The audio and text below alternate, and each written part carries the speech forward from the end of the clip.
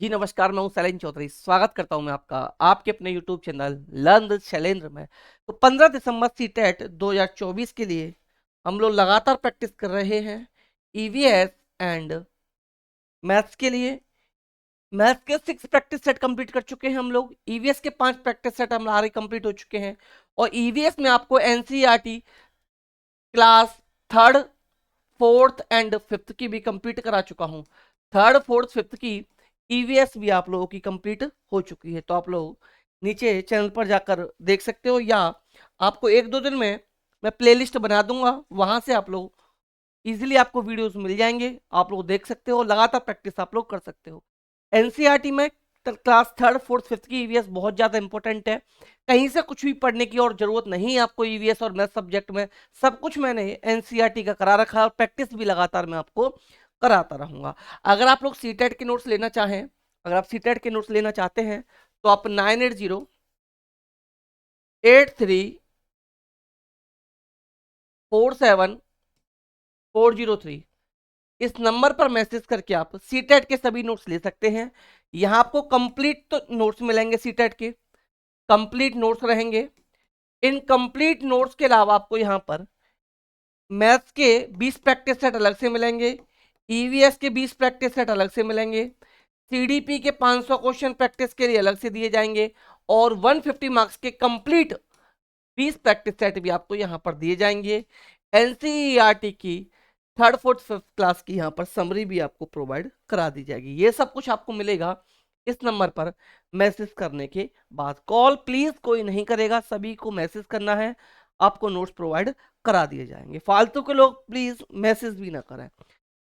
तो चलिए वीडियो को शुरू कर लेते हैं। वीडियो शुरू करने से पहले अगर आप लोग चैनल पर नए हैं या अभी तक आपने चैनल को सब्सक्राइब नहीं किया है, तो आप लोग चैनल को सब्सक्राइब कर लीजिएगा, वीडियो को लाइक एंड शेयर कर दीजिएगा। क्वेश्चन नंबर 1 के साथ हम लोग शुरुआत कर लेते हैं। क्वेश्चन नंबर 1 हमारा यहाँ रहने वाला है, ठहरे हुए जल पर मिट्टी का तेल डालना बरसात के दिनों में मच्छरों के प्रजनन को रोकने का एक सामान्य तरीका है।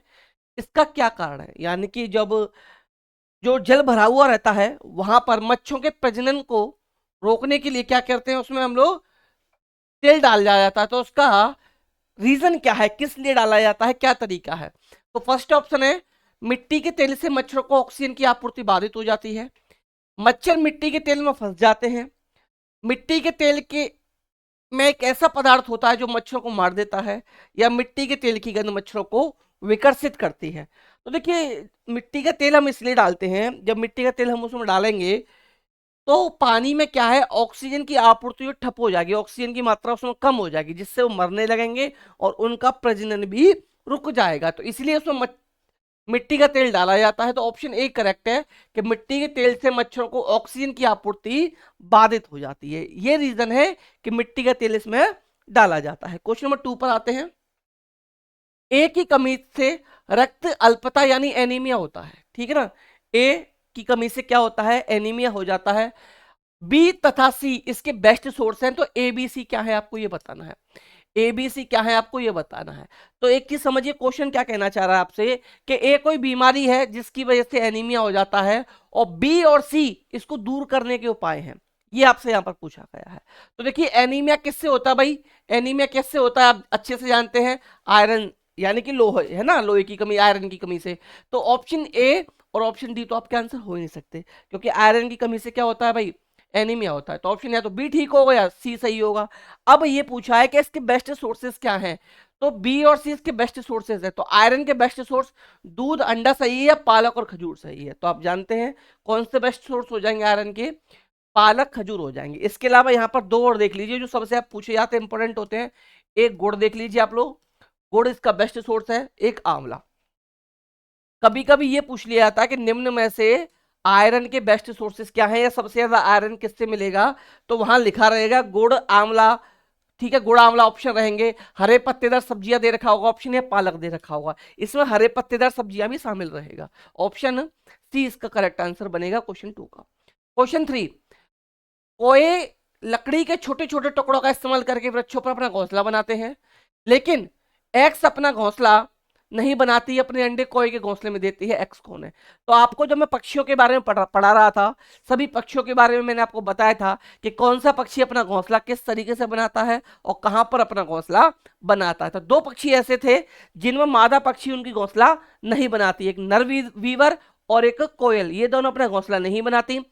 कोयल क्या करती है, कोए के जो घोंसला होता है उसमें अंडे देती है। और मादा वीवर का क्या काम है, मादा वीवर जो होती है वो सभी घोंसलों को एक एक करके देखती है जो नर वीवर के द्वारा बनाए हुए होते हैं, उसमें जो उसे पसंद आता है उसमें वो अंडे दे देती है। तो यहाँ जो पक्षी हो जाएगा वो कोयल हो जाएगी।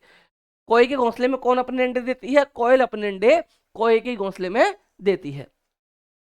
क्वेश्चन 4, अभी आपको कमेंट में ये बताना, मैंने एनसीईआरटी में पढ़ा रखा है कि कोए के घोंसले में क्या क्या होता है या किन चीजों से उसका घोंसला मिलकर बना रहता है। और एक क्वेश्चन और है, इसमें बच्चों को हमेशा डाउट रहता है कि कौआ सबसे ऊंचे पेड़ पर अपना घोंसला बनाता है या पेड़ के सबसे ऊंची डाल पर अपना घोंसला बनाता है। ये दो ऑप्शन कंफ्यूज करते हैं, तो याद रखिएगा पेड़ की जो सबसे ऊंची डाल होगी कौवा अपना घोंसला वहां बनाएगा। क्वेश्चन 4, भारत के गांव में घरों की दीवारें आमतौर पर मोटी होती हैं और मिट्टी से पुती होती हैं। इन घरों की छतें कांटेदार झाड़ियों से बनाई जाती हैं। इस प्रकार के गांव आमतौर पर किस क्षेत्र में है? तो मैंने जब असम के घरों, मनाली के घरों, हिमाचल के घरों, राजस्थान के घरों, सभी मैं बताया था कि कहाँ किस तरीके से मकान बनाए जाते हैं, तो मैंने बताया था इस प्रकार के मकान आपको कहाँ मिलेंगे, राजस्थान में देखने के लिए मिलेंगी। दीवारें मोटी मोटी होंगी, छतें पर कटीली झाड़ियों से बनी होंगी, दीवारों को गोबर से लीपा भी जाता है जिससे उसमें कीड़ा ना लगे, है ना। तो इस प्रकार के घर जो है राजस्थान में पाए जाते हैं। और राजस्थान कैसा इलाका भाई, मरुस्थलीय इलाका है। तो इसलिए ट्रिकी क्वेश्चन था थोड़ा सा ये। अगर आपने अच्छे से पढ़ा है, मेरी वीडियोस को देखा है, एनसीईआरटी की थ्योरी पढ़ी है, तो इस क्वेश्चन को आप लोग इजीली कर पाते, आपको कोई भी समस्या इस क्वेश्चन में नहीं आती। क्वेश्चन नंबर 5, वाई के जिले एक्स में, वाई के जिले एक्स में इत्र, गुलाब जल और केवड़ा जल बहुत बड़े पैमाने पर तैयार किए जाते हैं। एक्स और वाई क्या है, एक्स और वाई क्या है? मधुबनी बिहार है, कन्नौज उत्तर प्रदेश है, वर्ली महाराष्ट्र है, सोलन हिमाचल प्रदेश है। तो मैंने बताया था भाई, उत्तर प्रदेश का कौन सा जिला इत्र के लिए फेमस है, इत्र कहाँ बनाया जाता है? उत्तर प्रदेश के कन्नौज जिले में। तो इसका राइट आंसर जो होगा ये ऑप्शन भी हो जाएगा। मधुबनी क्या है, पेंटिंग है जो बिहार की मधुबनी राज्य में तो होती है, ठीक है ना, बनाई जाती है। टैपियोका, टैपियोका आते ही, अगर मेरी वीडियोस देखी हुई हैं, मेरे एनसीईआरटी पढ़ी हुई है, जो थ्योरी मैंने पढ़ाई है वहां एक एक चीज मैंने क्लियर की है, जो थ्योरी में एक एक पॉइंट मेरे द्वारा ऐसा शामिल किया गया है जिससे लगातार क्वेश्चंस बनते रहे। तो टैपियोका आते ही आपका माइंड तुरंत आंसर पे पहुंच जाएगा अगर आपने मेरे प्रीवियस वीडियोस देखे हुए हैं तो टैपियोका यानी कसावा पौधे का खाने योग्य हिस्सा ए है, यानी इसका ए हिस्सा खाया जाता है और यह बी में उगाया जाता है। तो ए और बी क्रमशः क्या है? क्वेश्चंस आप देख रहे होंगे, क्वेश्चंस वही हैं बट एग्जाम ने थोड़ा सा पूछने का तरीका अलग कर दिया है, थोड़ा सा क्वेश्चंस को ट्रिकी बना रखा है, थोड़ा सा क्वेश्चंस को घुमा रखा है। तो टैपियोका मैंने बताया था जमीन के नीचे उगाया जाता है, उबाल कर इसको खाया जाता है। जमीन के नीचे ये हमेशा उगाया जाएगा। और कहाँ उगाया जाता है? केरल राज्य में उगाया जाता है। कहां पर? केरल राज्य में उगाया जाता है। तो याद रखिएगा इसकी जड़ खाई जाती है उबालकर। और किस राज्य में होता है? केरल राज्य में होता है। तो ऑप्शन सी जो है ये हमारा करेक्ट आंसर बन जाएगा। क्वेश्चन 7 पर आ जाते हैं। क्वेश्चन 7 पर आने से पहले मैं फिर बताना चाहूंगा, अगर आप सीटेट के नोट्स लेना चाहें मेरे, तो आप लोग 9808347403 इस नंबर पर मैसेज करके सीटेट की कंप्लीट नोट्स ले सकते हो। इन कंप्लीट नोट्स के अलावा 20 प्रैक्टिस सेट भी आपको 150 मार्क्स के मिलेंगे। उसके अलावा 20 प्रैक्टिस सेट मैथ्स के अलग से दूंगा, 20 प्रैक्टिस सेट ईवीएस के अलग से दूंगा, 500 सीडीपी के क्वेश्चंस आपको अलग से दिए जाएंगे और एनसीईआरटी की थ्योरी भी आपको यहाँ पर प्रोवाइड कराई जाएगी। इस नंबर पर मैसेज करके आप सभी नोट्स को ले सकते हैं। किसी को भी फालतू का मैसेज नहीं करना, कॉल कोई भी नहीं करेगा, इतने प्राइस में आपको नोट्स प्रोवाइड करा दिए जाएंगे। क्वेश्चन 5, बीज क्या है? बीज क्या है भाई आपको ये बताना है। यहाँ पर बीज क्या है? सजीव है क्योंकि वो पौधे का भाग है, निर्जीव है क्योंकि हम इसको पका सकते हैं, सजीव है क्योंकि यह एक पौधे में वृद्धि कर सकता है, निर्जीव है जैसा कि श्वसन नहीं करता। तो भाई याद रखिएगा बीज जो है ये कैसे हैं? निर्जीव तो होते नहीं। जब ये निर्जीव नहीं होते तो हमारे दो ऑप्शन कट जाएंगे। तो भाई ये बीज क्या है? ये सजीव है क्योंकि पौधे में वृद्धि कर सकता है। तो इसलिए ऑप्शन सी जो है क्वेश्चन नंबर 7 के लिए राइट आंसर हमारा ऑप्शन सी हो जाएगा। अब आते हैं क्वेश्चन 8 पर। पर्यावरण अध्ययन की एनसीईआरटी की पाठ्य पुस्तक में खाली स्थान दिया गया है। एनसीईआरटी की जो बुक्स हैं उनमें खाली स्थान दिया गया है, उसका रीजन क्या है? विद्यार्थियों को मनन चिंतन करने के लिए अवसर देने के लिए, कि विद्यार्थी सोचे, मनन करे, चिंतन करे, ठीक है, किसमें क्या आएगा, कैसे आएगा। ऑप्शन बी, विषय की सामान्य संकल्पनाओं की व्याख्या करने के लिए, मुख्य बिंदुओं को परिभाषित करने के लिए, अधिक संख्या में अभ्यास पत्रक शामिल करने के लिए। तो ये तो देखिए नेगेटिव पॉइंट हो गया कि अधिक मात्रा में क्वेश्चंस को शामिल करें, ये हो गया। कभी भी परिभाषा याद करना आ जाए, सूत्र याद करना आ जाए, कंठस्थ करना आ जाए, रटना आ जाए, याद करना कोई भी चीज आ जाए, ये चीज हमेशा नेगेटिव ऑप्शंस के अंदर आएंगी। नेगेटिव ऑप्शंस के अंदर ये आते हैं, नेगेटिव कीवर्ड ही होते हैं। अगर पॉजिटिव क्वेश्चन पूछा है, पॉजिटिव आंसर पूछा है, तो ये ऑप्शन जहां आपको दिख जाए, आपको तुरंत इन ऑप्शंस को एलिमिनेट कर देना है। तो दो ऑप्शंस हमारे एलिमिनेट हो चुके हैं।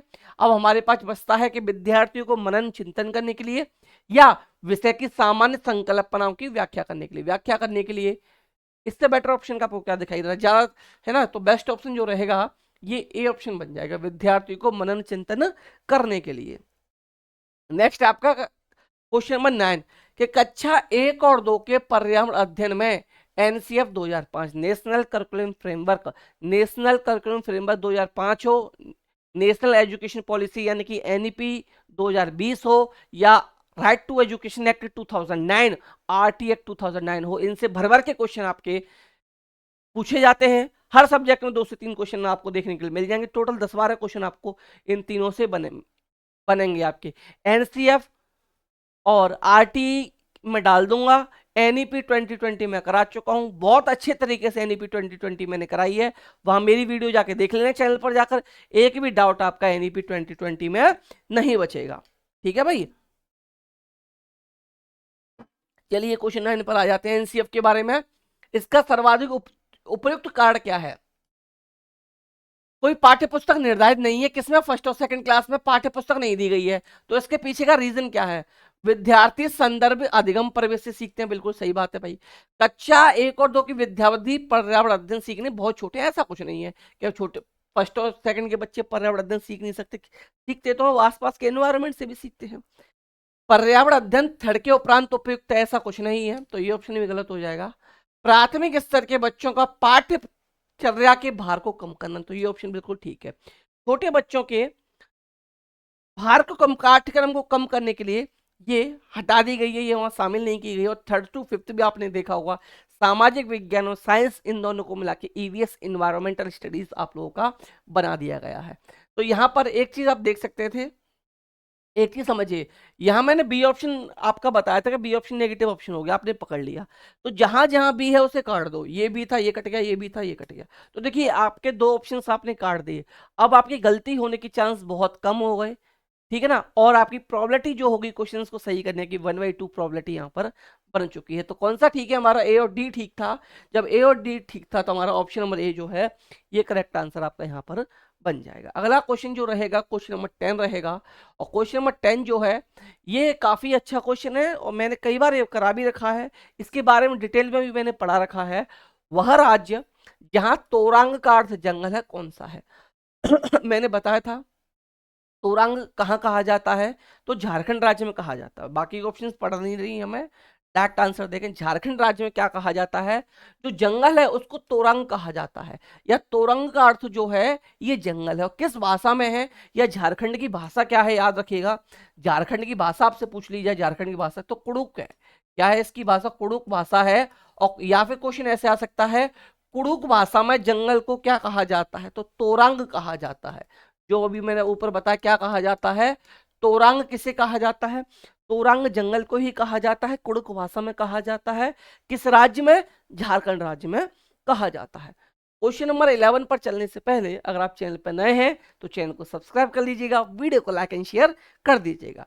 अगर आप नोट्स लेना चाहें तो इस नंबर पर मैसेज करके आप सीटेट के कंप्लीट नोट्स भी यहां से ले सकते हैं। कंप्लीट नोट्स के अलावा प्रैक्टिस सेट अलग से मिलेंगे 20, और इसके अलावा आपको 20 प्रैक्टिस सेट कंप्लीट मिलेंगे 150 मार्क्स के। इसके अलावा 20 प्रैक्टिस सेट ईवीएस के, 20 प्रैक्टिस सेट मैथ्स के, और 500 क्वेश्चन सीडीपी के अलग से प्रैक्टिस के लिए दिए जाएंगे। क्वेश्चन नंबर 11 पर आते हैं, वीडियो को लाइक एंड शेयर कर दीजिएगा, चैनल को सब्सक्राइब करते चलिएगा। क्वेश्चन रिपीटेड क्वेश्चन है, पहले मेरे द्वारा कराया हुआ क्वेश्चन है कि दिल्ली की टूरिज्म गाइड में एक मानचित्र दिया गया है, मानचित्र के कोने पर लिखा है पैमाना 1 सेंटीमीटर बराबर 990 मीटर, यानी 1 सेंटीमीटर बराबर जो है कितने के है, 990 मीटर के है। तो क्वेश्चन अब क्या कहा है हमसे कि यदि इस मानचित्र पर किन्हीं दो स्थानों के बीच की दूरी 21.2 सेंटीमीटर मापी गई, तो इन दोनों स्थानों के बीच की वास्तविक दूरी क्या है। वास्तविक दूरी क्या है ये पूछी गई है। मैप पर दूरी नापी गई है 21.2 सेंटीमीटर, और मैंने बताया था 1 सेंटीमीटर बराबर 990 मीटर होता है। तो 990 का मल्टीप्लाई जब आप करोगे 21.2 से, तो अप्रोक्सीमेटली आंसर यहाँ पर पूछा गया है। तो अप्रोक्सीमेटली जब आप आंसर निकालोगे तो 20 दशमलव कुछ निकल कर आएगा। तो ये आपका यहाँ पर 21 किलोमीटर आ जाएगा। ये मत करना सर डायरेक्ट कर दिया, गुणा तो आप इसका करना जानते हो भाई, जीरो को हटा दे, 99 का मल्टीप्लाई 212 से तो कर सकते हो। 9 का टेबल तो मैं समझता हूँ सभी को आती होगी, है ना। तो इसका 21 किलोमीटर जो है राइट आंसर यहाँ पर आ जाएगा। 20 दशमलव कुछ आएगा, 20 दशमलव कुछ, बट वो 20 जो होगा 500 से ऊपर है, इसलिए मैंने 21 आंसर यहाँ पर रखा है आपका। क्वेश्चन 12, किसी व्यक्ति ने किसी राज्य के ग्रामीण क्षेत्र के लोगों की जीवन शैली का प्रेक्षण करके अपने इस प्रकार विचार व्यक्त किए कि यहाँ का रहन सहन साधारण है, लोग खाने की वस्तुएं जैसे टैपियोका आते ही आंसर माइंड में क्लिक कर गया होगा जिन्होंने पढ़ा है, और नारियल को अपने घरों में ही उगाते हैं और इनसे बने खाने को चाव से खाते हैं, यह राज्य होना चाहिए। तो टैपियोका कहाँ खाया जाता है भाई, केरल राज्य में। और एक चीज याद रखिएगा, केरल से एक चीज और पूछ ली जाती है, नहीं गोवा, इसके में नारियल के तेल के बारे में दो चीज और बता देता हूं। नारियल आ गया, अब नारियल के तेल से एक क्वेश्चन बन जाता है, एक याद रखिएगा मछली का क्वेश्चन बनेगा कि मछली जब खाई जाती है तो गोवा में कैसे पकाते हैं। गोवा ऑप्शन आएगा, तो गोवा में पकाएंगे नारियल के तेल में, गोवा में पकेगी नारियल के तेल में। बट जब कश्मीर आंसर क्वेश्चन पूछेगा कि कश्मीर के तेल, कश्मीर में कैसे पकाई जाती है, तो याद रखिएगा सरसों के तेल में। कश्मीर में कैसे, सरसों के तेल में, याद रखिएगा सरसों के तेल में कश्मीर में पकाई जाएगी। दोनों ऑप्शंस को आप लोग याद रखिएगा, गोवा में नारियल के तेल में मछली को पकाया जाता है, कश्मीर में सरसों के तेल में पकाया जाता है। क्वेश्चन 13, निम्नलिखित में से मच्छरों द्वारा फैलने वाले दो रोगों का युग्म जोड़ा चुनिए। मलेरिया और मियादी बुखार यानी टाइफाइड, चिकनगुनिया और डेंगू, हैजा और टाइफाइड, डेंगू और हैजा। तो ऐसे कौन से दो रोग हैं इनमें से बताने हैं कि जो मच्छरों के काटने से फैलते हैं। तो आप जानते हैं चिकनगुनिया और डेंगू, चिकनगुनिया और डेंगू, बी ऑप्शन जो है ये करेक्ट हो जाएगा। ये मच्छरों के काटने से ये रोग फैलते हैं। क्वेश्चन 14, निम्नलिखित में से कौन सा एक अपनी मादा को उसकी गंध से कई किलोमीटर दूर से ढूंढ लेता है। तो धरती पर चाहे जहां भी रहेगी तुझे तेरी खुशबू से ढूंढ लूंगा। भाई मुझे गाना नहीं आता, ठीक है ना, मैं सिंगर नहीं हूं, इसलिए आपको ऐसा लग रहा है, लेकिन आप सुर में गाओगे तो आपको बड़ा मजा आएगा इस गाने को गाने में कि तू धरती पर चाहे जहां भी रहेगी तुझे तेरी खुशबू से पहचान लूंगा। तो कौन पहचानता है भाई, अपनी मादा को जो पहचानता है ये हमारा सिल्क वॉर्म है, ये हमारा सिल्क वॉर्म रेशम कीट। इसका आंसर याद रखिए, इस गाने से कौन सा गाना है कमेंट में जरूर एक बार लिख दीजिएगा कि तू धरती पर चाहे जहां भी रहेगी तुझे तेरी खुशबू से पहचान लूंगा। किसका गाना है भाई बताइएगा जरा कमेंट में ये। और सिल्कवर्म पहचान लेता अपनी मादा को, रेशम कीट जो है वो कई किलोमीटर दूर से उसकी खुशबू से ही पहचान लेता है। क्वेश्चन 15, निम्नलिखित में से उस शहर को चुनिए जहां के अधिकांश लोग इलायची और बादाम डाला हुआ गर्म कहवा पीना पसंद करते हैं। रिपीटेड क्वेश्चन, और ये सभी क्वेश्चन जो है पीवाईक्यूज हैं, ये क्वेश्चंस पहले सीटेट में पूछे जा चुके हैं और ऐसे ही क्वेश्चन इस बार भी पूछे जाने की पूरी पूरी संभावना है। तो कहवा कहाँ पिया जाता है, कहवा आपका श्रीनगर, जम्मू कश्मीर श्रीनगर में पिया जाता है, जिसमें क्या क्या डाला रहता है भाई, इलायची और बादाम डाला जाता है, ठीक है ना। क्वेश्चन नंबर 15 का option number D right answer यहां पर बन गया। अब आते हैं क्वेश्चन नंबर 16 पर। 16 नंबर के क्वेश्चन पर आते हैं कि राष्ट्रीय शिक्षा नीति 2020 के अनुसार पर्यावरण अध्ययन को एक विषय के तौर पर किस कक्षा समूह में स्थान दिया गया है, किस कक्षा में शामिल किया गया है भाई, ये मैंने आपको बता रखा है। किस क्लास तक ईवीएस को शामिल किया गया है, किस क्लास से शामिल किया गया है। तो first option class second third, option B third fourth fifth, option C 7 6 to 8 और ऑप्शन डी 9 10। तो मैंने आपको बता रखा है, अभी पढ़ाकर भी आया था 2-3 क्वेश्चन पहले मैंने बताया था कि ईवीएस किस क्लास से फर्स्ट सेकंड में ओरली पढ़ाई जाती है, थर्ड टू फिफ्थ शामिल किया है, ईवीएस को थर्ड टू फिफ्थ शामिल किया है। तो ऑप्शन बी जो है, ऑप्शन बी करेक्ट आंसर आपका बन जाएगा। नेक्स्ट क्वेश्चन 17, 24 ग्राम घनत्व वाले आयतन वाली वस्तुओं का द्रव्यमान क्या होगा। तो घनत्व डी होता है, घनत्व क्या होता है, डेंसिटी डी होती है अपॉन क्या होता है, एम यानी कि द्रव्यमान अपॉन वॉल्यूम यानी कि वी। तो डी गिवन है आपको 24, एम आपसे यहां पर पूछा है, वी आपका है 6, ये रख के क्रॉस मल्टीप्लाई कर देंगे, एम बराबर क्या हो जाएगा, दोनों को मल्टीप्लाई करेंगे 26 इंटू 4, तो एम इक्वल निकल के आएगा 144 ग्राम। एम इक्वल क्या निकल कर आएगा, 144 ग्राम निकल कर यहां से आ जाएगा। या डैट फॉर्मूला भी आप रख सकते थे, M equal to D into V, द्रव्यमान बराबर घनत्व इंटू आयतन, भी आप लोग यहां पर फॉर्मूला रख सकते थे। तो 144 ग्राम यानी कि ऑप्शन नंबर ए जो है ये करेक्ट आंसर हमारा क्वेश्चन नंबर 17 के लिए हो जाएगा। नेक्स्ट क्वेश्चन पर तरफ चलते हैं। नेक्स्ट क्वेश्चन हमारा रहेगा क्वेश्चन नंबर 18, निम्नलिखित में से ऐसी कौन सी असम में खाई जाने वाली चावलों की एक सामान्य किस्म है जो पकने के बाद चिपचिपे यानी स्टिकी हो जाते हैं। तो असम में ऐसे कौन से चावल खाए जाते हैं जो पकने के बाद चिपचिपे हो जाते हैं, स्टिकी हो जाते हैं। फर्स्ट ऑप्शन है पौनी चावल, सेकंड ऑप्शन है बोरा चावल, थर्ड ऑप्शन है अरबोरियों चावल, और ऑप्शन डी है बोम्मा चावल। तो याद रखिएगा भाई, असम में चावल खाए जाते हैं जो पकने के बाद चिपचिपे हो जाते हैं, कहाँ खाए जाते हैं, असम में खाए जाते हैं। तो ये बोरा चावल, ऑप्शन बी करेक्ट आंसर होगा, बोरा चावल। कभी कभी इसको घुमा के भी पूछ लेता है कि बोरा चावल किस राज्य में खाए जाते हैं जो पकने के बाद चिपचिपे हो जाते हैं, वहां ऑप्शन दे रखे होंगे, वहां असम राज्य कर दीजिएगा, ऑप्शन को घुमा के भी दे सकता है। अगले क्वेश्चन पर आ जाते हैं, क्वेश्चन नंबर 19। रामा प्रत्येक शाम को अपने दोस्तों के साथ क्रिकेट खेलता है, वह क्रिकेट खेलने में कौन सी ऊर्जा उपयोग करता है। क्रिकेट खेलने में कौन सी ऊर्जा उसकी उपयोग होगी, sound energy, light energy, chemical energy या मस्कुलर एनर्जी। तो आप जानते हैं जब वो क्रिकेट खेलेगा या हम कोई भी एक्सरसाइज करेंगे या कोई भी गेम खेलेंगे ज्यादातर, तो उसमें क्या होगा, मस्कुलर एनर्जी यानी मांसपेशियों की ऊर्जा उसमें इस्तेमाल होगी। क्वेश्चन 20, निम्नलिखित में से हाथियों के बारे में कथन चुनिए। भाई जब मैं चैप्टर पढ़ा रहा था तो मैंने बताया था, हाथी हो, बाघ हो, लंगूर हो, स्लॉथ हो, मधुमक्खी हो, इन 5 में से एक क्वेश्चन 100% बनेगा ही बनेगा। और मैं फिर कह रहा हूं एक क्वेश्चन बनेगा, 100% बनेगा। क्वेश्चन रट लीजिएगा, इन पांचों को चीजों को समझ लीजिए और इनका एक एक स्टेप आपको पढ़ना है, क्योंकि जो गलती होगी वो एक छोटी सी गलती कहीं आपको एग्जामिनर घुमा देगा, और उसी में अगर आप उसको नहीं पकड़ पाए, उस छोटी सी लापरवाही की वजह से आपका पूरा क्वेश्चन गलत हो जाएगा। तो इसमें स्टेप्स हैं और ये पांचों के पांचों क्वेश्चन स्टेप में ही आपसे पूछे जाएंगे कि इनमें से 2 सही है, 3 सही है, ए बी सी सही है, बी सी डी सही है, डी सी ए सही है, ये आपसे पूछेगा। तो फर्स्ट ऑप्शन है 3 महीने के हाथी के बच्चे का वजन सामान्यतः 100 किलोग्राम होता है। वेट करते हैं भाई, फिर मैं आपको बताऊंगा कि उसने क्या गलती की है, क्या गलत दिया है, और आप जहां उसको पकड़ना पाना बहुत मुश्किल है। जिसने डीपी पढ़ा है, अच्छे से पढ़ा है, समझ के पढ़ा है, रिवीजन किया है, वो इसको आराम से कर पाता, वो गलती तुरंत पकड़ पाता। वयस्क हाथी एक दिन में 200 किलोग्राम से अधिक पत्तियों झाड़ियों खा लेता है। ऑप्शन सी, हाथी बहुत अधिक आराम नहीं करते, मैंने बताया था 3 से 4 घंटे सोते हैं मुश्किल से, वे दिन में 2 से 4 घंटे सोते हैं, ऑप्शन बिल्कुल ठीक है। हाथी कीचड़ और पानी से खेलना पसंद करते हैं, वो भी ठीक है। अब आपको लग रहा होगा सर कि ऑप्शन ए भी ठीक है, डी भी ठीक है, सी भी ठीक है, ए बी सी डी चारों ठीक है, लेकिन यहां तो हमारे 2 ऑप्शन ही ठीक होने चाहिए, और मैंने बता दिया सी डी ठीक है, यानी आंसर ये बन गया C and D. Answer C and D यानी ऑप्शन ए जो है करेक्ट है। अब इनमें गलती क्या दे रखी है, बहुत छोटी सी मिस्टेक दे रखी है, एग्जाम ने बहुत छोटी सी गलती कर रखी है, जानबूझ के की गलती, गलती नहीं कह सकते, आपको गलत कराने के लिए दे रखा है कि 3 महीने हाथी का जो वजन होता है ना वो 100 किलोग्राम नहीं होता, ये होता है 200 किलोग्राम, ये होता है 200 किलोग्राम। और एक वयस्क हाथी क्या करता है एक दिन में 200 किलो नहीं बल्कि 100 किलोग्राम, बल्कि 100 किलोग्राम क्या खा पाता है भाई, 100 किलोग्राम ही पत्ते खा पाता है, 100 किलोग्राम से अधिक पत्ते खा पाता है, ठीक है ना, 100 किलोग्राम है ये। तो एक चीज देखिए, 100 भी पढ़ा था आपने, 200 भी पढ़ा था, लेकिन कौन सा स्टेप कहाँ था ये आपको पता होना बहुत ज्यादा जरूरी था।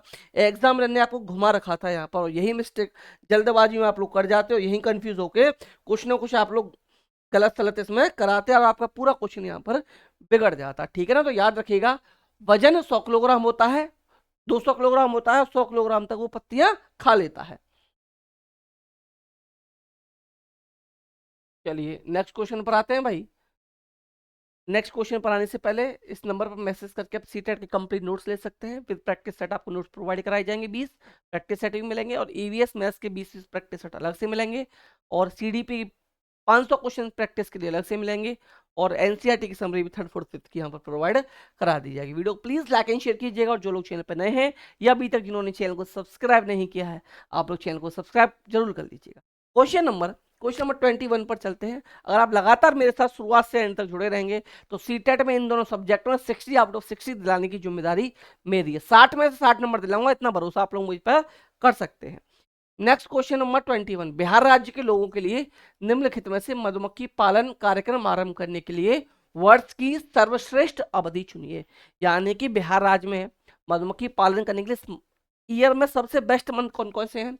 अगस्त से अक्टूबर, अक्टूबर से दिसंबर, फरवरी से अप्रैल और अप्रैल से जून। तो याद रखिएगा मधुमक्खी पालन करने का सबसे बेस्ट टाइम जो है ये अक्टूबर से दिसंबर तक का है। ऑप्शन बी जो है ये करेक्ट आंसर आपका हो जाएगा। नेक्स्ट क्वेश्चन 22, क्वेश्चन नंबर 22 पर आ जाते हैं कि हमारे देश में पाए जाने वाले अति सामान्य पक्षियों का वह युगल या जोड़ा चुनिए जिनकी दृष्टि श्रेष्ठ होती है और जो हमारी तुलना में वस्तु को 4 गुना अधिक दूरी से स्पष्ट देख सकते हैं। ऐसे पक्षियों का जोड़ा आपको यहाँ पर चुनना है। ऐसे पक्षियों का जोड़ा आपको यहाँ पर चुनना है। फर्स्ट ऑप्शन कबूतर और तोता, सेकंड ऑप्शन कौवा और कोयल, थर्ड ऑप्शन गिद्ध और फाख्ता, फोर्थ ऑप्शन यानी ऑप्शन डी चील और बाज। तो चील और बाज ये दोनों पक्षी ऐसे हैं, ये दोनों पक्षी ऐसे हैं जो हमसे 4 गुना दूरी से भी चीजों को स्पष्ट रूप से देख सकते हैं। चीजों को स्पष्ट रूप से देख सकते हैं। कौन कौन? चील एंड बाज। ऑप्शन क्वेश्चन 23, डल झील हमारे देश का एक प्रसिद्ध पर्यटन स्थल है। इस झील में हाउस बोट है जिनमें लोग पर्यटक रहना पसंद करते हैं। वे शिकारा में बैठकर चप्पू चलाते हैं। यह झील किस शहर में? तो ये भी मैंने आपको पढ़ाया हुआ क्वेश्चन है। थ्योरी में सब कुछ मैंने पढ़ा रखा है। मैंने 3rd 4th और 5th की थ्योरी कंप्लीट कर दी है। आप लोग पहले चैनल पर जाओ, क्लास 3rd 4th 5th की जो वीडियोस हैं 40 45 मिनट की वीडियो है, शायद एक है 55 मिनट की 5th क्लास की। उन तीनों वीडियो को 2 से 3 बार देखो, क्वेश्चंस लगाना। अगर सही नहीं जाए तो आप कमेंट कर देना सर हमने आपकी वीडियोस देख ली और हमारे क्वेश्चन सीटेट में सही नहीं जा रहे। आप दुनिया चलो छोड़ो, इंडिया के किसी भी राइटर की बुक हटा लेना, इंडिया के किसी भी प्रैक्टिस ऐप पर प्रैक्टिस कर लेना, किसी भी बुक से प्रैक्टिस कर लेना। मेरे 3 वीडियो देखे जाना, एक वीडियो डालूंगा एनसीईआरटी की, चौथी वीडियो वो और देख लेना। इन चारों वीडियो को देख लेना और प्रैक्टिस सेट लगाना। आपका एक भी क्वेश्चन गलत नहीं होगा। अगर क्वेश्चन गलत हो रहा है तो कहीं ना कहीं आपने उसमें पढ़ने में कमी उन बुक्स में भी की है, उन वीडियोस को सही से नहीं देखा है, जब क्वेश्चन गलत होगा। वरना क्वेश्चन आपका एक भी गलत नहीं होगा, इतना मैं आप लोगों को भरोसा दिलाता हूं। उन 3 वीडियो को देखिए, एक वीडियो डालने वाला हूं 2-3 दिनों में वो भी आ जाएगी। चारों वीडियो को देख के मस्त प्रैक्टिस कीजिए, ईवीएस की पूरे नंबर आपको मिलेंगे, इतना भरोसा आप लोग कर सकते हैं। तो भाई ये कहां होगा? इसका राइट आंसर क्या बन जाएगा? श्रीनगर जो है, ऑप्शन डी श्रीनगर इसका राइट आंसर यहां पर बन जाएगा। नेक्स्ट क्वेश्चन नंबर 24, मच्छर प्राय हमें परेशान करते हैं, अंधेरे में भी हमें ढूंढ सकते हैं। आपने देखा हो अंधेरा होगा फिर भी मच्छर हमें वहां पर आ जाते हैं, मच्छर वहां भी हमें काट देते हैं। तो उसके पीछे कारण क्या है? कि हमारे सांसों की कंपनों के द्वारा आ जाते हैं, सांस द्वारा छोड़ी गई वायु की गर्मी से आ जाते हैं, सांस द्वारा छोड़ी गई वायु की गंध द्वारा आ जाते हैं, या पैरों की तलवों की गंध और हमारी शरीर की गर्मी से हमें ढूंढ लेते हैं। तो याद रखिए इसका राइट ऑप्शन जो रहेगा, ऑप्शन नंबर डी रहेगा कि मच्छर हमें कैसे ढूंढते हैं? हमारे पैरों के तलवों की जो गंध है और हमारे शरीर की जो गर्मी है, इससे मच्छरों को पता चल जाता है कि हम लोग कहाँ पर सोए हुए हैं। अंधेरे में भी आपके पास वहां पर मच्छर आ जाएगा, अंधेरे में भी वहां आपको मच्छर ढूंढ लेंगे। क्वेश्चन नंबर 24 जो है इसका ऑप्शन डी यहाँ पर राइट आंसर बन जाएगा। अब आ जाते हैं इसके क्वेश्चन नंबर 25 पर। 25 नंबर का क्वेश्चन देखिए कि निम्नलिखित में से वह राज्य चुनिए जहां के लोग नारियल के तेल में पकी हुई समुद्री तली मछली खाना पसंद करते हैं। अभी बता कराया था, अभी ऊपर बता कराया था और मुझे नहीं पता था, क्वेश्चन में डाला भी हुआ, क्वेश्चन आया भी है। तो देखिए प्रूफ भी आ गया सामने, आपके सबूत भी आ चुका है कि जो भी पढ़ा कर आया था 5 क्वेश्चन पहले जो बात बताई थी वही क्वेश्चन सीटेट ने पूछा भी है कि कौन से राज्य के लोग नारियल के तेल में तली हुई मछली खाना पसंद करते थे। कौन सा राज्य बताया था मैंने? गोवा बताया था, तेलंगाना बताया था, छत्तीसगढ़ बताया था, झारखंड बताया था। तो मैंने बताया था गोवा, और कश्मीर होता तो वह सरसों का तेल क्वेश्चन पूछा हुआ था। और आप कमेंट तो बताइएगा झारखंड की भाषा क्या है, अभी अभी मैं बता कर आया हूं झारखंड की भाषा क्या है, और झारखंड में जंगल को क्या कहा जाता है, ये भी आपको कमेंट में बताना है। क्वेश्चन 26, क्वेश्चन नंबर 26 पर हम लोग आ जाते हैं कि राजस्थान के रेगिस्तानी इलाके में मुख्यतः पाए जाने वाले खेजड़ी। देखिए खेजड़ी वृक्ष से भी क्वेश्चन अक्सर पूछा जाता है, बहुत इंपॉर्टेंट खेजड़ी वृक्ष से भी क्वेश्चन बनने के बहुत ज्यादा चांसेस हो जाते हैं, बहुत इंपॉर्टेंट है। इसको भी मैंने स्टोरी के रूप में आपको अच्छे से पढ़ाया हुआ है, अमृता की कहानी। ये चैप्टर राजस्थान के जोधपुर जिले के खेजड़ी गांव के खेजड़ी नामक पेड़ की है या खेजड़ी के वृक्ष की है। इसमें स्टोरी मैंने पूरी बताई थी, वो स्टोरी सुन लेना एक बार, कहानी के रूप में आपको चीजें याद हो जाएंगी, कुछ भी रटने पढ़ने समझने की जरूरत नहीं पड़ेगी। स्टोरी बताई है, उस स्टोरी को पढ़ लेना आप लोग। सुनाइए, मतलब मैंने कहानी सुनाई आपको। वृक्ष के विषय में नीचे दिए गए कथनों पर विचार कीजिए, इसमें से कौन सा सही है और कौन सा नहीं है ये बताना है। इस वृक्ष को उगाने के लिए बहुत अधिक जल की आवश्यकता नहीं होती, तो भाई बिल्कुल सही ऑप्शन है, ये बिल्कुल सही ऑप्शन है। यह वृक्ष बहुत उपयोगी है, इसकी छाल से दवाइयां बनाई जाती हैं और लोग इसके फलों को खाना पसंद करते हैं। ऑप्शन बी होल्ड करते हैं, ठीक है। ऑप्शन सी, इस वृक्ष की लकड़ी को शीघ्र ही कीड़ा लग जाता है। तो देखिए इसकी लकड़ी को कीड़ा नहीं लगता, इसकी लकड़ी को कीड़ा नहीं लगता, तभी तो राजा ने अपने महल में लकड़ी लगवाना चाहता था। तो देखिए आपको एक हिंट मिल गई कि जहां जहां सी हो आप उसको काट दो। तो सी देखिए, देखिए इसलिए मेरे द्वारा बार बार बोला जाता है कि ऑप्शंस को एलिमिनेट करके सॉल्व कीजिए।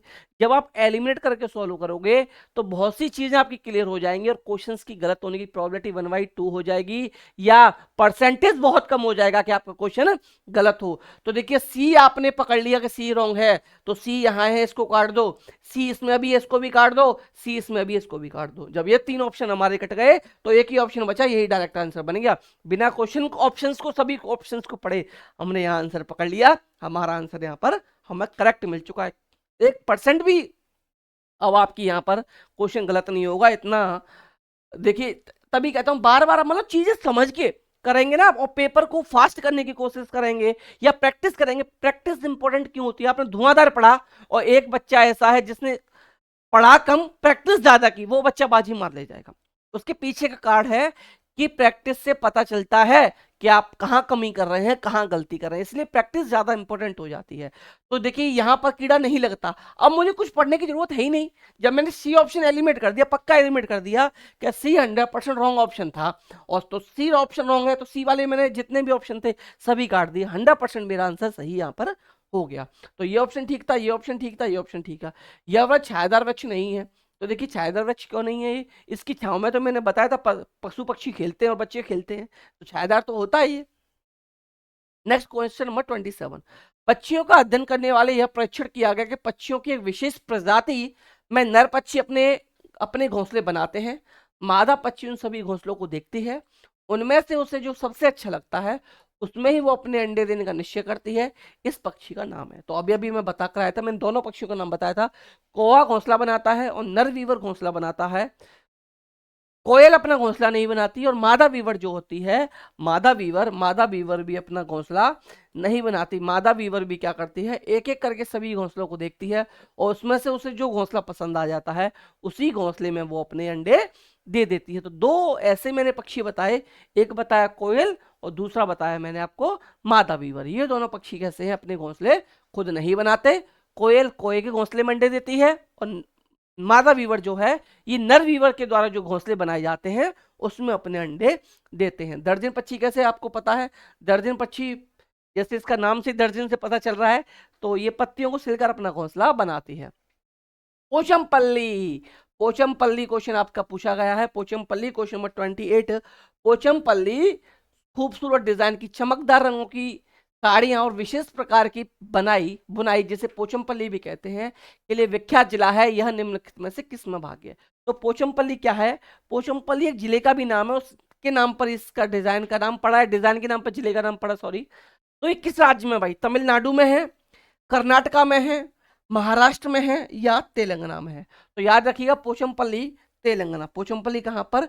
तेलंगाना। पहले आंध्र प्रदेश दिया जाता था आंसर आजकल, लेकिन अब तेलंगाना अलग राज्य बन चुका है, तो इसलिए इसका राइट आंसर जो है वो तेलंगाना पूछा जाता। तेलंगाना इसका राइट आंसर यहाँ पर क्वेश्चन नंबर 28 का हमारा बन जाए। और भाई क्वेश्चन नंबर 29 30 क्वेश्चन पर चलने से पहले मैं फिर कहूंगा, अगर आपको सीटेट की नोट्स चाहिए तो आप 9808347403 इस नंबर पर मैसेज करके आप सीटेट के कंप्लीट नोट्स ले सकते हैं। यहाँ कंप्लीट नोट्स मिलेंगे, सीटेट के कंप्लीट प्रैक्टिस सेट मिलेंगे 20, सीटेट के 20 प्रैक्टिस सेट मिलेंगे, ईवीएस के 20 प्रैक्टिस सेट मिलेंगे, मैथ्स के अलग से 20 प्रैक्टिस सेट दूंगा, सीडीपी के 500 क्वेश्चन अलग से दूंगा, सीडीपी के 500 क्वेश्चन अलग से दूंगा प्रैक्टिस के लिए।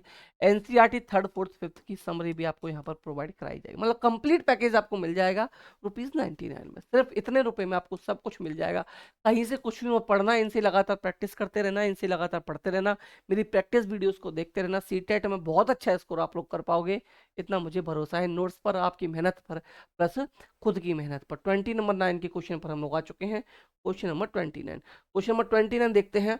यहाँ के वन है मैं कि अलबरूनी के बारे में निम्न के कथनों में से कौन सा एक कथन सही नहीं है, यह उत्तर चुने। ये क्वेश्चन अभी आपका पूछा गया था जुलाई वाले एग्जाम में, ये क्वेश्चन आप लोगों का पूछा गया है, दिसंबर वाले में पूछा गया था। तो अलबरूनी जहां से आए थे उसे आजकल उज्बेकिस्तान कहते हैं, तो अलबरूनी भाई उज्बेकिस्तान से आया हुआ था, बिल्कुल सही ऑप्शन है। 1000 से भी ज्यादा साल पहले भारत आए थे, तो ये ऑप्शन भी बिल्कुल ठीक है। यहाँ रॉन्ग पूछा हमसे, याद रखिए नहीं वाले ऑप्शंस को बहुत ध्यान से फॉलो करना है, क्योंकि जल्दबाजी में नहीं हम नहीं पढ़ पाते हैं, और इस नहीं की वजह से ही हमारे क्वेश्चंस जो है गलत हो जाते हैं। उसने भारत के उस समय के तालाब के बारे में कुछ भी नहीं लिखा है, अभी होल्ड करते हैं फिर बताऊंगा। उसने अपने लेखों में भारत के तालाब के तकनीकी प्रशंसा की। यहाँ देखिए आप ऑप्शन थर्ड और फोर्थ में, जब उसने तकनीकी की प्रशंसा की है, तो भाई ये कैसे पॉसिबल है कि उसने तालाब के बारे में नहीं लिखा। तो यही ऑप्शन रॉन्ग है कि उसने तालाबों के बारे में नहीं लिखा, ये गलत ऑप्शन था। बल्कि अलबरूनी जो उज्बेकिस्तान से आए हुए थे, उन्होंने के भारत के तालाबों की काफी प्रशंसा की है, तालाबों के बारे में उन्होंने लिखा है। तो ऑप्शन सी जो है ये रॉन्ग था, इसलिए हमारा यहाँ पर राइट आंसर बनेगा, क्योंकि रॉन्ग ऑप्शन भी हमसे यहाँ पर पूछा गया था। क्वेश्चन नंबर 30 पर आते हैं। क्वेश्चन नंबर 30 है, निम्नलिखित में से कौन सा समूह प्राथमिक स्तर पर ईवीएस के थीमों को दर्शाता है। थीमों को कौन सा दर्शाता है? मौसम, पानी, यात्रा, भोजन, पदार्थ, आवास, परिवार और मित्र, यात्रा, प्राकृतिक संसाधन, आवास, यात्रा, चीजें जो हम बनाते हैं। तो मैंने आप लोगों को पढ़ा रखा है, मैंने ईवीएस में आप लोगों को पढ़ा रखा है कि जब मैं शुरुआत की फर्स्ट वीडियो में बताया था कि हमारी 6 थीम है, 6 थीम, और इन 4 उप थीम है। पहली थीम जो है उसके अंदर 4 उप थीम आ जाती हैं, तो ये भी याद रखिएगा 6 थीम में क्या क्या आता है, 4 उप थीम में क्या क्या आता है। ये क्वेश्चन अक्सर आपका सीटेट में पूछ लिया जाता है, तो थीम और उप थीम आपको अच्छे से याद रखनी है। तो देखिए प्राथमिक स्तर ईवीएस की 6 थीम है, पहले कौन कौन सी? परिवार और मित्र और इसकी, ठीक है, ये पहली थीम है आपकी, परिवार और मित्र। अब इसके अंदर 4 उप थीम आ जाती हैं। 4 उप थीम कौन कौन सी हैं? आपसी संबंध, काम और खेल, जानवर और पौधे। ये चारों की चारों जो उप थीम है, ये चारों क्या है? उप थीम। और ये किसके अंदर आती हैं? ये हमारी पहली थीम के अंदर आती हैं, परिवार और मित्र के अंदर। अब दूसरी थीम हमारी क्या है? भोजन है। तीसरी थीम क्या है हमारी? जल या पानी है। चौथी थीम हमारी आवास या आश्रय है। पांचवी थीम हमारी यात्रा है। और छठवीं चीजें, हम चीजें कैसे बनाते हैं, हम चीजें कैसे बनाते हैं। यह 6 थीम है हमारी, परिवार और मित्र, ठीक है। उसकी 4 उप थीम कौन कौन सी हैं भाई? आपसी संबंध, काम और खेल, जानवर और पौधे। दूसरी थीम हो गई भोजन, तीसरी हो गई पानी, चौथा आवास, पांचवा जल और यात्रा, और छठवां हो गया हम चीजें कैसे बनाते हैं। ये भाई आपकी 6 थीम आपकी यहाँ पर हो चुकी हैं, ठीक है ना। तो ये चीज आपकी यहाँ पर क्लियर हो चुकी है। तो इस तरीके से आपके पूरे प्रैक्टिस सेट आपका यहाँ पर कंप्लीट होता है। आई होप ये वीडियो, ये सेशन, ये क्लास आपको पसंद आई होगी। अगर आपको वीडियो, क्लास, सेशन पसंद आए तो प्लीज़ इसको लाइक कीजिएगा, शेयर कीजिएगा, प्यारा सा कमेंट आप मेरी मेहनत के लिए भी कर सकते हैं। और अगर आप इस चैनल पर नए थे तो चैनल को सब्सक्राइब कर लीजिएगा।